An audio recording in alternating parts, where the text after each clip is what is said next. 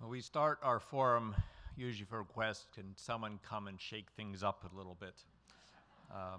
And the idea is to come from thought, academia, and bring it to the world of practice. And now we're going to shift to that world of practice. And we're have pleasure to welcome our new panelists come up to the stage. Within this frame that we have, and to some extent as NGOs, we ignore this broader frame of world politics and dynamics, and we tend to focus on what can we do practically with the resources we have. We then push at the margins to that to have Helene and Victor come on up, come have a seat up here. I'll just quickly introduce you.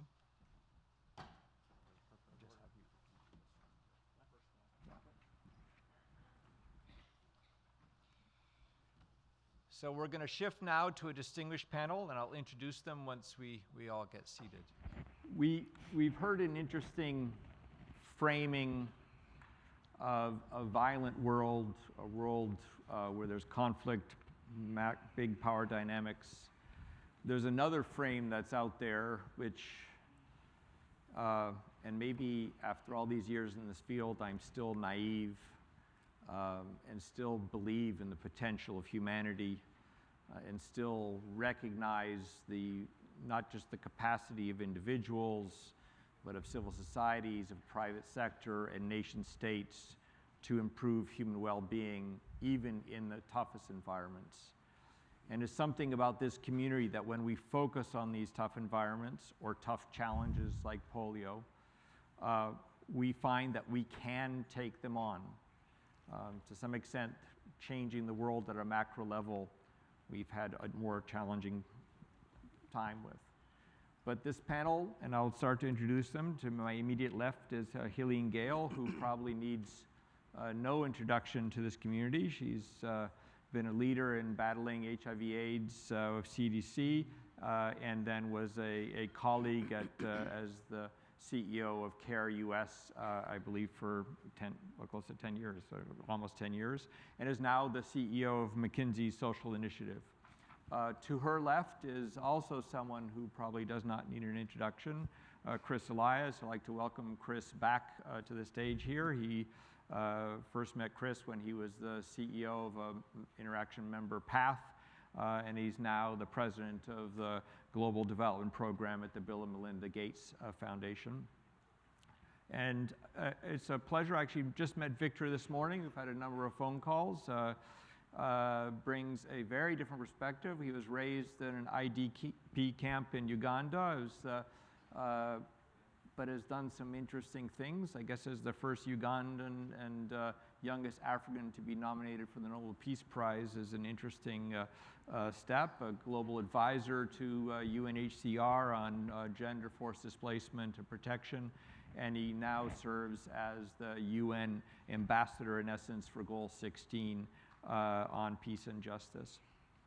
So perhaps we'll just start a broad conversation here, and I'd like to sort of move a level below the violence of the world and the power dynamics. But we have this amazing opportunity where the world's nations came together and established sustainable development goals that are both broader and deeper than the MDGs. And they, in many ways, will shape the direction of human well-being until 2030. And I'm curious, and maybe starting with you, Helene, is what does this framework mean for our work and all the diverse actors in it, whether you're in the private sector or NGOs or governments? In essence, the diversity that makes up this room. We have this amazing new frame that in some ways is perhaps too broad, too amorphous, and yet came from people and came from nation states. From your vantage point, having been at CARE and now at McKinsey, curious to get your bit, and we'll move down and get different reflections on this general question. Yeah, great.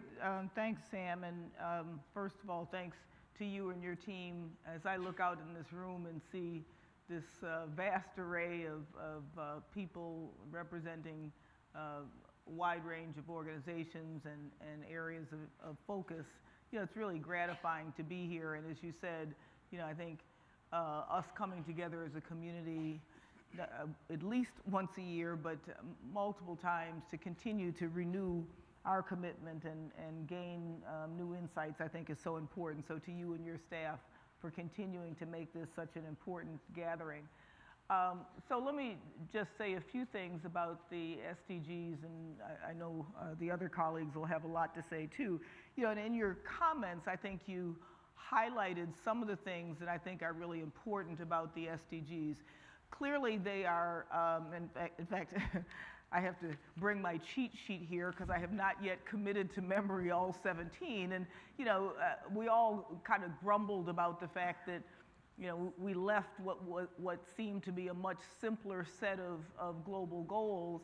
But in some ways, the world is more complicated. The issues are, in fact, more multifaceted, and I think the SDGs actually represent that. It is a broader range of goals, but it was also developed in a way that I think was almost as important as what came out of the goals. As people remember, for the MDGs, there wasn't a lot of a process, for better or for worse.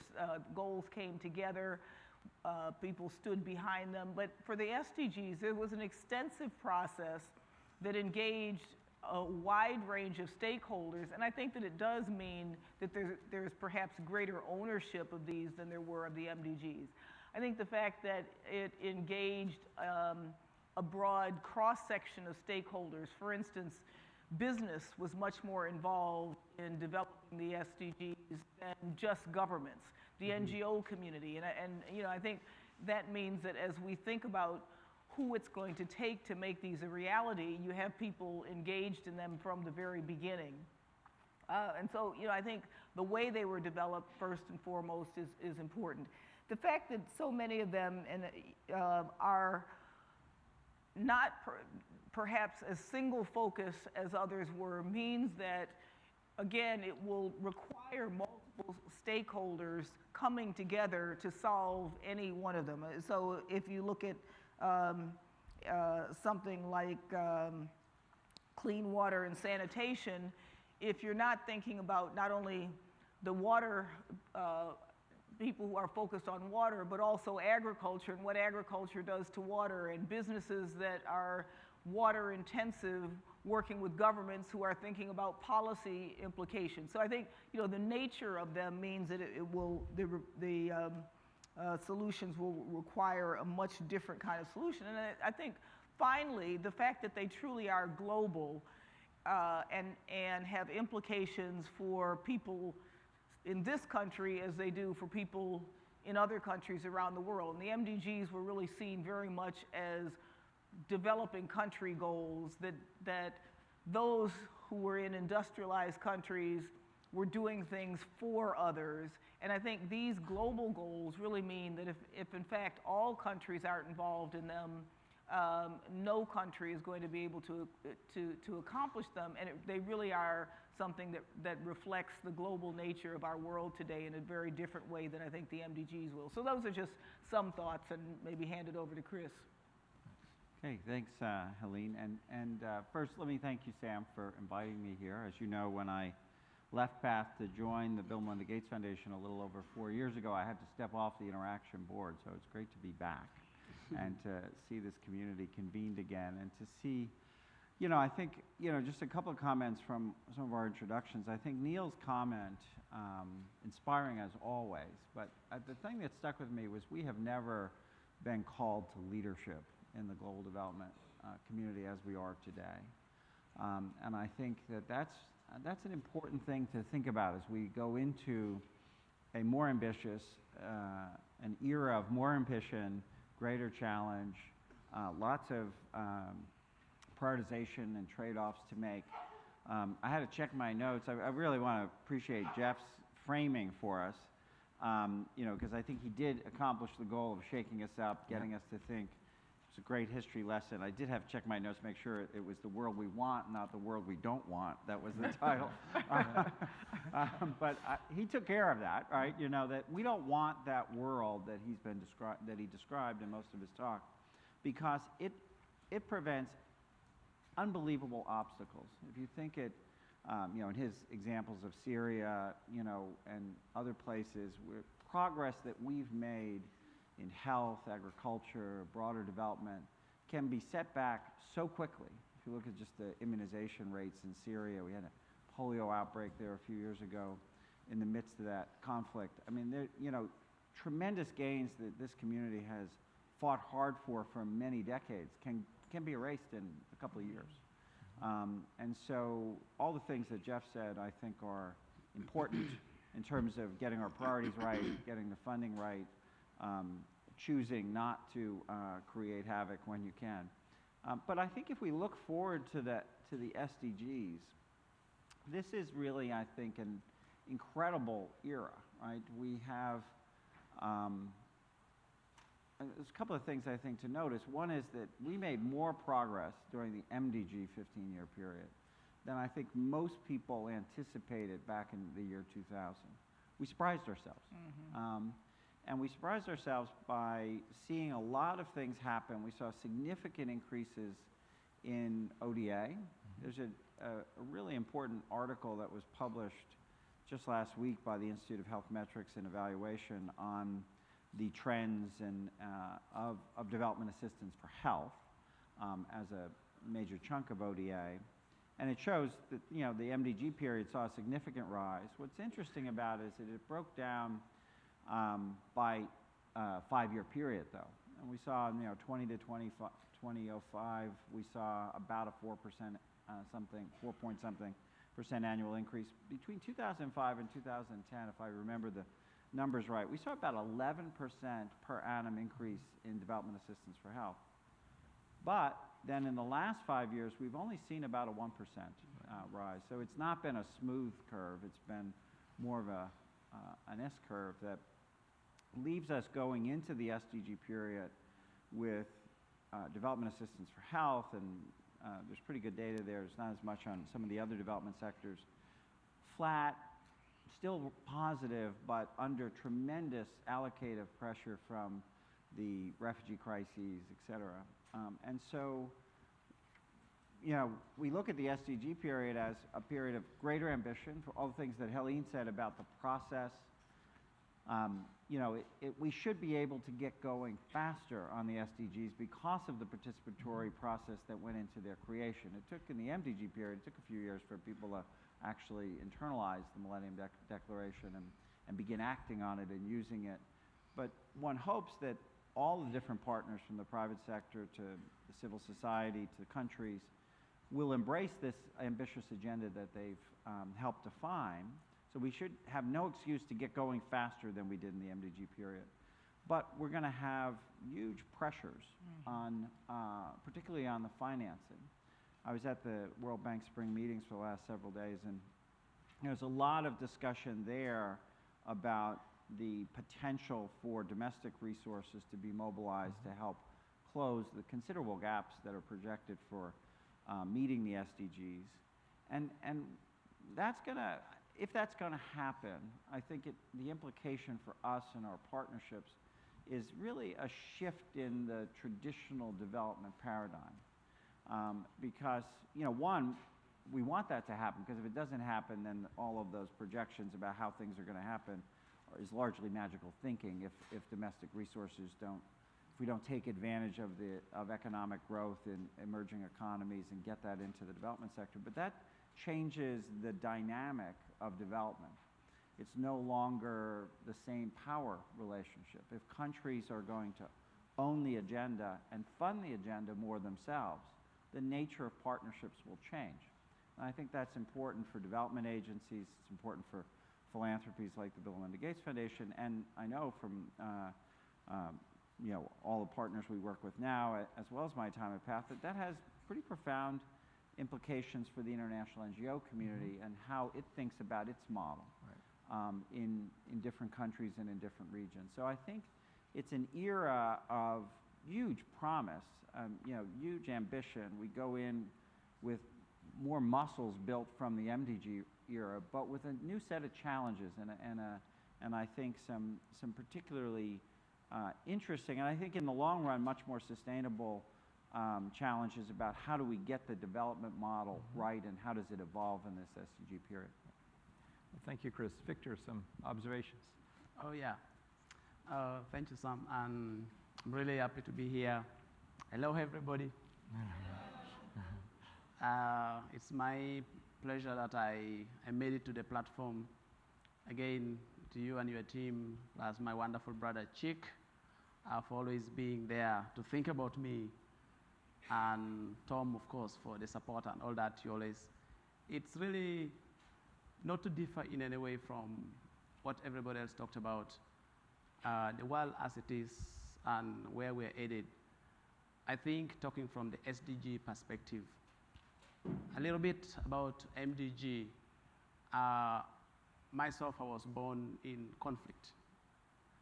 MDG came when I was in conflict. We missed on MDG completely. That shows that no matter what initiative comes in, where there's conflict, you miss out on all agenda. And I think this is where there was a challenge from our side. And I think, of course, there are also fundamental pillars missing in the MDG. That's why it missed so many key stakeholders. The community was missing. The community was seen as the consumers of the dreams and the desires and all that.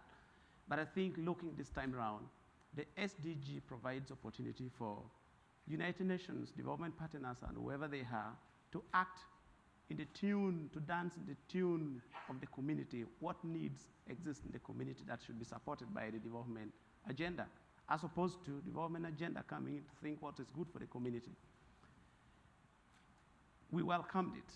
I remember a day before the launch of SDG in New York, I did mobilize tens of thousands of people in northern Uganda. The population that had never heard about, they missed out on MDG completely. And the whole concept was, how do we mobilize the global communities from New York to the village somewhere? Where is the human face of the SDG? Is it about principle? Is it about government? Is it about United Nations, beautiful structures, beautiful dreams? We needed to look at how do we engage the people who are always excluded at most to be part of the design and to welcome the global agenda for development. What inspired me the most was not when I spoke at the UN after coming, but when I marched alongside the tens of thousands of grandchildren and survivors of war when they were all waving the flag to welcome the global agenda for development.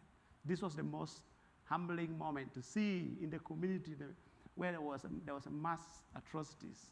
In the middle of a huge mass grave when tens of thousands raising a flag of peace and justice for once something higher than the bullets had flown over them.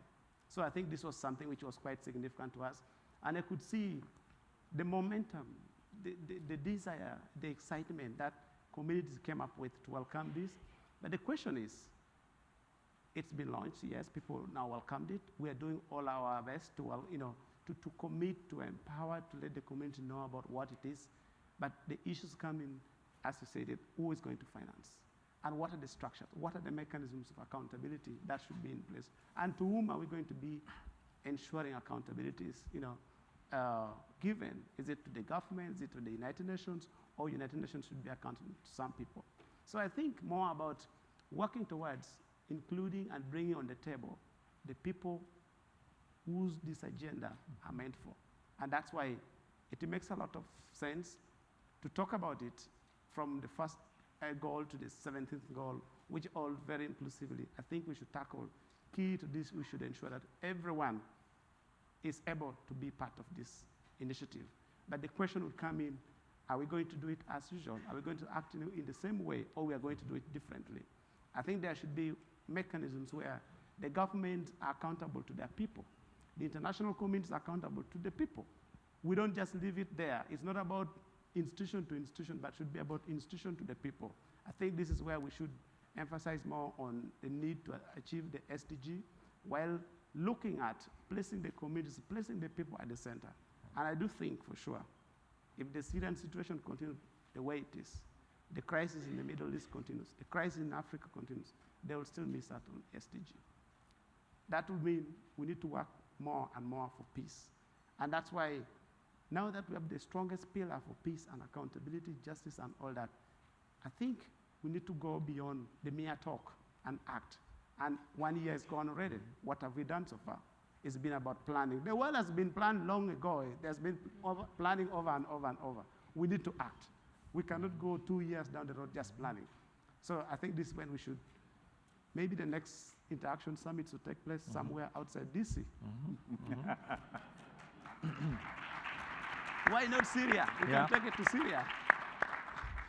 No, thank you, Victor. And I mean, just this basic reminder that human development is about human beings. Yep. It is about whole of society. It's about the ability of someone to develop in a peaceful way. And I think, and Chris, your reminder that development is not ODA and transferring resources across border. It's about what happens in a country, and we are joining that. And you know, Helene, that this was created by a mass, in essence, movement of humanity around the world. You know, Helene, it's sitting in your new role, which is this intersection between the private sector and development.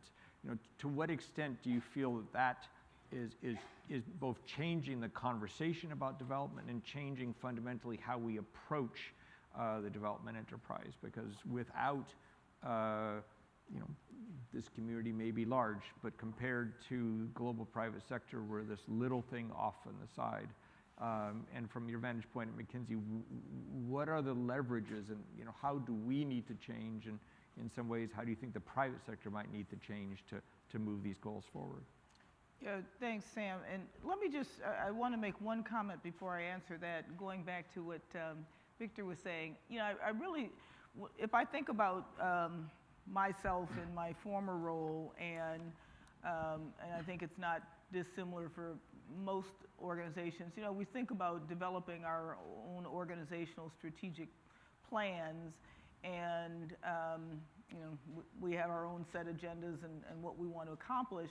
But I do think, and I think all of us try to take the MDGs into account, but I do think that there's a real role for thinking about how can we make sure that the SDGs get very much incorporated into the work of our organizations, and particularly for civil society organizations, how are we helping to start that dialogue that you're talking about? Because if each organization said, we're going to take 4 SDGs and that's going to be, and we are going to work with the communities that we work with to make those happen and to make communities own them and have a dialogue around them, et cetera. I mean, there's a lot we could do. So I just think this notion of how we make sure that the people that we work with, civil society, really embraces these and does hold the world accountable, I think is something that this group of people could have a lot to do with, and something that interaction could actually help to incorporate into its work and whatever. So I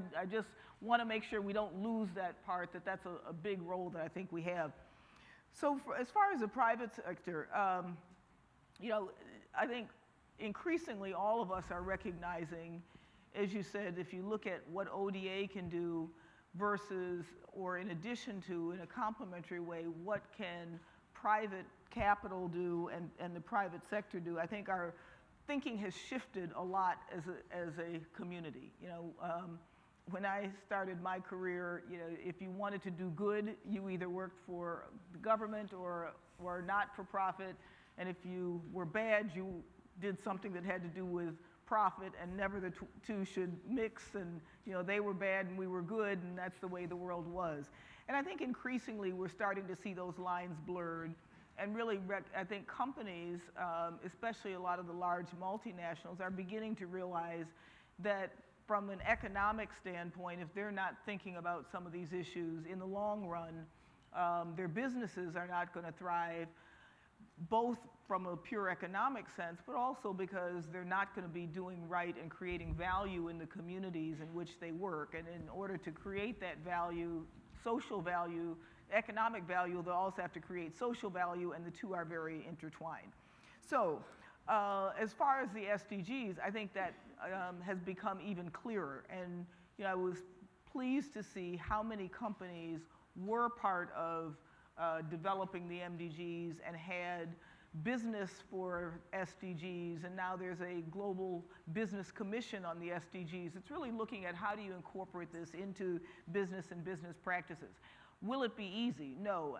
I don't know if there was an article, I think it was the New York Times not very long ago, talking about Unilever's work. Paul Pullman, many people may know, he's kind of the poster child for business and the SDGs, and they looked at what in a company whose CEO is incredibly committed to this, what it took for them to live by their sustainable goals, and it, admitted that as you went further and further into your business, you saw that in fact they were not able to in any easy way live up to their sustainability goals. So all of that to say, it isn't going to be easy, but I think businesses have started recognizing that if we're going to do something about hunger, for instance, global agriculture businesses, food manufacturers, et cetera, are going to have to work with communities, work with governments, et cetera. We know that the issues of water, sustainability,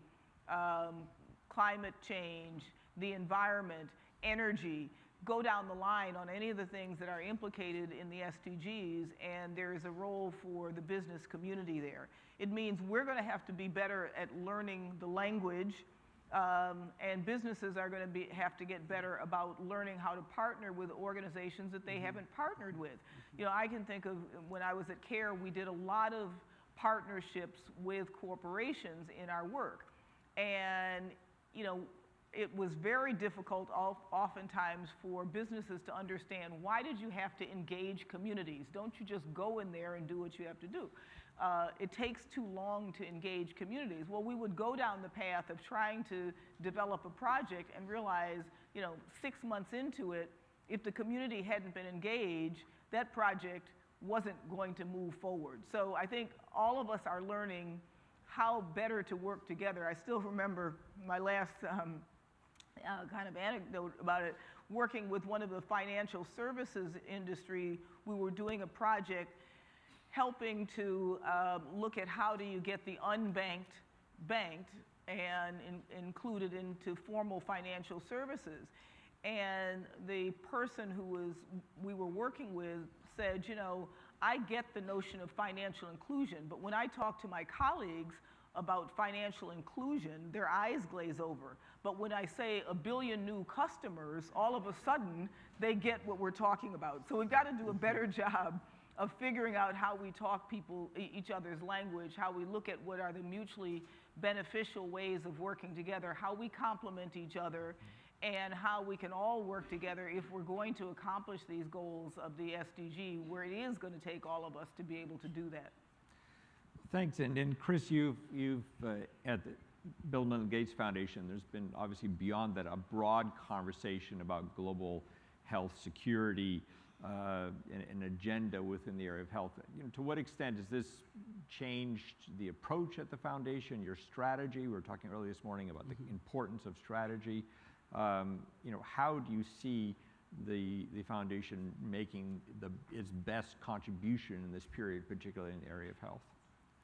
Thanks, Sam. I mean, as you know, the Global Health Security Agenda was sort of launched by Margaret Chan, the Director General of WHO, together with Secretary Elias several years ago, and the U.S. and it's been mostly a group of governments, right. Finland, South Africa, et cetera, talking about how making critical investments in preparedness and response is quite critical from a security perspective. Now, not everybody resonates with the security framing, but I think particularly given our recent experiences with the Ebola outbreak in the Mono River states and Zika today, and in an increasingly interconnected world with lots of emerging infections, MERS in the Middle East, et cetera. The content of it is absolutely essential. And so, at the Gates Foundation, we're aligning some of our key investments in research and development for better tools. That could be, better diagnostics, vaccines, et cetera, as well as better surveillance, better data. We have an important initiative on actually understanding the causes of child mortality. Because as we've made the tremendous progress we made in the MDG period, the remaining child mortality is tougher, right? We did some of the easy things, so we actually have to understand that better. So we're creating supporting a surveillance network and with many other partners like the Wellcome Trust, et cetera, so that we can actually gather on a regular basis information about child morbidity and mortality so that we're targeting the right solutions, and that will be a early warning system, if you will, for responding to emerging threats. I think it's important to look at where we've had successes as we think about what do we need to be doing about the global health security agenda. One of the bright spots in the middle of an otherwise dark experience with the Ebola outbreak is what happened when Ebola spread to Nigeria briefly. And it's an interesting story of how, because Nigeria was fully mobilized with emergency operations centers for polio, both in the capital and in most northern states, literally within 24 hours, Faisal Schwab, the deputy incident manager of the polio EOC in Abuja, was on a plane to Lagos. Contractors that we were already supporting for polio, with a phone call, could use those resources to equip the information technology, et cetera, so that they had a functional EOC. And then a tremendous amount of work contained the Ebola outbreak to 19 cases in Lagos and Port Harcourt. Imagine the world we'd be in if Ebola went the way it did in the Mono River states there. So there we had an example of, somewhat fortuitous, significant investments in infrastructure, people, organization for polio, for the final stages of polio. It's been 20 months since the last case of wild polio in Nigeria or anywhere else in Africa. And that infrastructure was able to pivot literally within 24 hours to address an emerging threat that, given Nigeria's size and its connectivity to the rest of the continent, could have been devastating. Much more devastating than the already devastating outbreak in the three countries in West Africa. So that's how we have to be thinking. How do we build the structures? Because we know in emergent threats, if you can identify it and respond quickly and contain it, you save literally billions of dollars. The disruption to the health systems in Guinea and Sierra Leone and Liberia is similar to from the Ebola outbreak, is similar to the kind of disruption that Jeff showed from war in Syria and the Middle East. So I think better preparedness, understanding, and on that side, I'm really optimistic. I mean, the pace of science in terms of our ability to identify and create new technologies, if we build the platforms, we'll be better and better able to quickly turn around new technological solutions in the face of emerging threats. But we have to know they're there.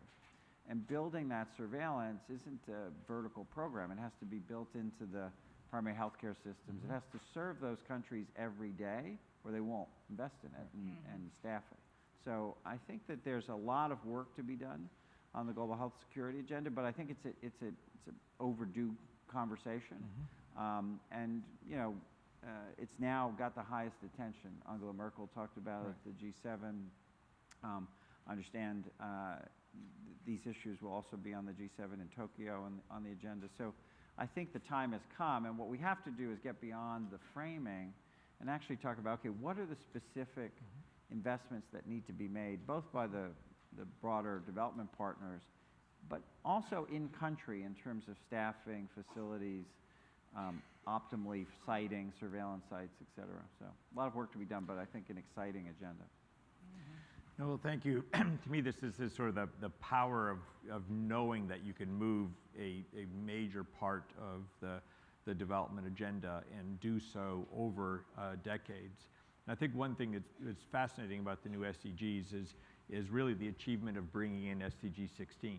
So for the first time, we're putting development and peace and justice together. And one thing that Jeff captured for us there was if you don't address these two things together, and as Chris noted, you could in essence lose all your achievements. So, Victor, looking at this, your sense of how do we bring governance into a traditional development agenda?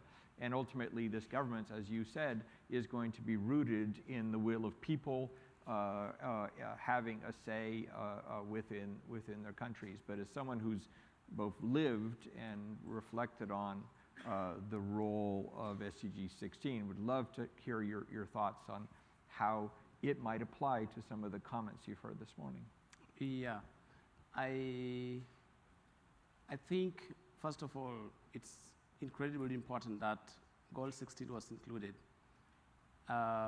especially in the places that has been through legacies of injustice and all that. People want to own something. Not until people own something, they will not fear to destroy anything. They have nothing to lose. And it helps us to rethink of which lens do we look at development. We are calling it sustainable development goals. Are we looking at it with military lens? The keynote speaker made it very clearly. Are we looking at it from, we're talking about security. We cannot just limit our focus. We are setting the bar too low if we look at security with military capability. We ought to go to food security. We got to go to education. We got to go to health. It's just talking about Ebola crisis in West Africa. West Africa went through history and years of conflict, and Ebola coming in, and if you can imagine how much resources was spent within days. I lived in northern Uganda. There was twice Ebola outbreak. I was there in the camp. And if you can imagine, the effect of Ebola in northern Uganda was not as huge as it was in West Africa.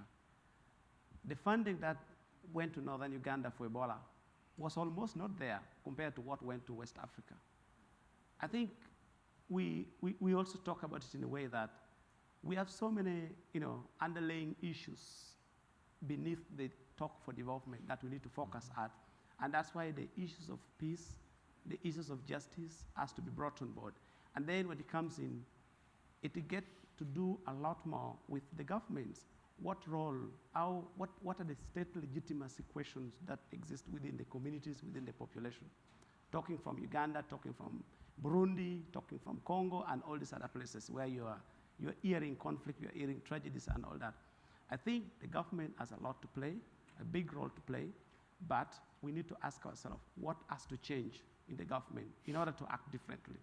Are we going to use the same mind, the same lens to look at SDG in the way that we looked at MDG, or we are going to change the lens as well to look at our approach to development?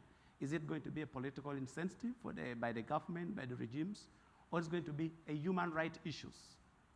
I think we need to emphasize, put more energy in supporting the local actors. Development actors should support the local actors, the local initiative that empowers the mass population so that the government is held accountable by their population. Right now, you talk about communications coming from US, from Europe, to any African countries, they start running back to the question of sovereignty. They goes back to colonial excuses. They goes back to many, many histories back. But we are saying there are issues that we have our government. Some of them came to power militarily, and they think they're the alpha and omega of the country. Without them, there's no more country. But people are saying, no way. We have one that says, we died so many to come to power, yet he's in power today. He did not die. So these are the kind of things that people need to be able to talk to their own government to shape the agenda for development, shape the agenda for growth, and also the best investment is to invest in the young people. Because right now, we have a generation that is so hungry, feels excluded, delineated. They're raised with the, politics cooked with, ethnic ingredients and all these kind of divisive tribal issues that the young people, not until when they get to a point where they have the audacity to reject the urge to strike back, then they will not be having any sustainable development. They need to get to that point. So it has to do with the issues of reconciliation. How much is our development partners investing in reconciliations in the country? How much they have allocated for promotion of human rights issues? Imagine the cost of leading a political unreconciled nation. You invest a lot of resources. Over the dinner, the president and the vice president disagrees. The next day there's war. 6 months after, 30,000 people died. We miss the point if we don't focus at the people, if we don't focus at the generation. There should be a very deliberate effort to do financing not as usual. Let resources go to the government. Let resources go to the civil society. Let resources reach the community. And I think there is also a lot of possibilities when we empower the local actors, the local civil society. Because I've seen it on the peak of war. I was there when I was getting started. I would go to organization, hey, can you give us support? Only $1,000. We want to establish reconciliation project in the camp. And people are saying, no, we are here to give food aid. If you want support, we can employ you to become a volunteer to go and distribute food. And I'm saying, no, we are not looking for this. We are looking for, when you are gone, who is going to remain here? And it didn't take long. Soon they were gone, and we remained in the community. So let's look at situation during crisis and the post-crisis. Talk about refugee, what about the post-refugee? What contribution can the conflict-affected people play in the recovery, and how is it sustainable? They should be part of the people who are going to be part of the committed energies to rebuilding their society. So this is where the government's legitimacy will make sense. This is where politics will look good, democracy will look good, God will look good. Well, thank you for that, and I think this reminder, and as we go into the World Humanitarian Summit in May, this challenge of how to make this ongoing transition between the two. And when Chris was talking, I think it was in 2008, I was in northern Liberia visiting an International Medical Corps project. It was a frontline clinic, and as the country stabilized and we were staying with some Pakistan troops there, there was a shutting down of these humanitarian activities in northern Liberia. If you then fast forward to where Ebola started and where the outbreak started, it was exactly in that province where this infrastructure was dismantled, in essence waiting for government, which took way too many years to get there. So this challenge of how do we do a better transition to help the type of infrastructure we're talking about. We have an opportunity now to open this conversation up to any questions from the audience. I believe there are people with mics roving around. I think the first and most challenging thing you have to do is someone has to raise their hand and ask the first question.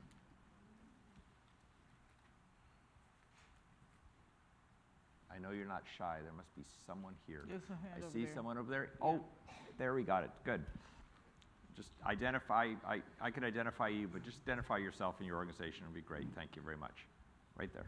Paul Scott. Thanks. Paul Miller, Lutheran World Relief. Thank you. Thank all the panelists, and thank you, Sam. I'm still vibrating with Dr. Sachs's gauntlet that he threw down. I think what he said is that our government, the United States government, is one of the chief obstacles to sustainable development goals. He said, I think that's what he said. I think he also said that it's crowding out the funding and probably much more. He asked us to continue to bear witness to the suffering and keep on helping people, but should our community do more? It was an overtly political keynote. At the same time, Sam, when our community has tried, the Wartime Contracting Commission and Congress, showing that a burn rate is not a way of showing impact if you're doing development or reconstruction in Afghanistan. We've pushed back against counterterrorism measures which undermine our very identity and our ability to help people. But I know Dr. Elias has also mentioned a little bit about about some of the connections with the SDGs, and I think Victor put forward a view of human security. But should we do more than simply stay, keep to our knitting and raise this point that without end of some of these wars, and perhaps in this case the policy choices of the United States, that we will never achieve the goals? Any advice from our panelists on that one? Anyone? Yeah. Victor, do you want to start? Should the U.S. NGO community get into this other sensitive zone of U.S. military engagement around the world? Well, looking at it, I think there is need for civil societies beyond the United States to collaborate, to cooperate based on common agenda. I worked with civil societies, Western civil societies and African, on many, many years experience. There are those, who have like excellent dreams that comes in, beautiful programs, well-financed. And then when they get to the ground, it appears like we are bringing capacity. We are bringing best practice. We are bringing skills. We are bringing knowledge. And to the point that it's good to bring knowledge, it's good to bring skills, yes, but it's good to learn also from the community you're going to. But if you come in with the self-proclaimed knowledge, you get on the ground to start arm twisting the partners you're supposed to work with, we miss the point. I think cooperation and partnership is important. Solidarity is even more important. Right. I think we are the connector. The civil societies are the connections point, the bridges between the communities of the United States, Europe, and the communities of Africa and all that. But if we leave it hanging, if we shoot it, we strike it too far away from where we are without sealing our ground properly, I think there can always be a challenge. Let us also look at it from the humanitarian point of view. Can we step to the point where we look at not how best to respond to the crisis, but how best can we prevent the crisis? I think the best civil society response should be now focused, thinking ahead, that we need to be as preventative as much as we can to make sure that we mitigate, we limit the possibilities, the potentials of more atrocities or more suffering. This is when we are going to make more meaning, we are going to be doing it differently. But if we are only ready to respond to the crisis, to respond to disasters, then we are getting ourselves ready for more crisis. Right. Yeah, and I guess I would, just to add to that, I guess I would say yes, but. I think there's a range of different civil society actors. Some whose main role is to make sure that people whose needs, who have main needs, whether humanitarian or basic development needs, are met. And sometimes being too far out there advocating would put at risk the very people whose lives depend on services. On the other hand, there are advocacy groups who I think can be very outspoken about these. And I think there are advocacy groups who don't rely on government funding, have different constituencies who are able to speak about these issues much more aggressively. So, I think as a community, we can't afford to be silent about these issues, but I think being smart about who's the advance guard and who has to stay a little bit further behind, providing the evidence that can be used to make those clear. I think it's the other role where having multiple sectors involved. I think there are things that business communities, for instance, sometimes can be more vocal about, things that perhaps a civil society organization that's implementing on the ground cannot do. So I think it's more about how do we develop partnerships and be more strategic about who can be aggressively outspoken and who can be behind the scenes supportive, and making sure that we're clear about that. But I do think that as a community, we've got to start bearing witness to these issues if we're ever going to stop some of the atrocities that only make our work harder in the long run. Yeah, I guess I'll be brief. I would say yes, and you have to get very specific about what more. And so yes, we should all do more, and we need to decide what are the specific things that are needed. And you might find yourself, if advocacy is part of it, you might find yourself advocating for very specific things, like a stronger multilateral system that supports a lot of the work, like not hidden or implied in some ways in Jeff's presentation is that not only is war bad, but the face of war is changing, right? Issues that when I first started in global development we took for granted, or we enjoyed perhaps without much challenge, things like medical neutrality, right? That healthcare workers wouldn't be attacked because they were providing humanitarian assistance. You look at the experiences. I was on a panel recently with Joanne Liu from MSF, who said that, in the last year, 4 of the 5, permanent members of the UN had their armed forces had attacks on MSF facilities. That didn't used to happen, right? So, there may be collective action around reestablishing commitment to some of the humanitarian principles to, in the face of war, protecting humanitarian response and journalism and other things, which, again, used to be pretty, there were occasionally lines that were crossed, but those lines have very much blurred if you look at some of the things that have happened recently, which have compromised the effectiveness of humanitarian assistance. The weakness of a lot of our multilateral organizations impairs not just them, but all of our work. And so I think we need to go beyond just the resource issues, which I think Jeff is right about, but actually get pretty specific about what's the system we need and how does it need to be strengthened, and then advocate for that.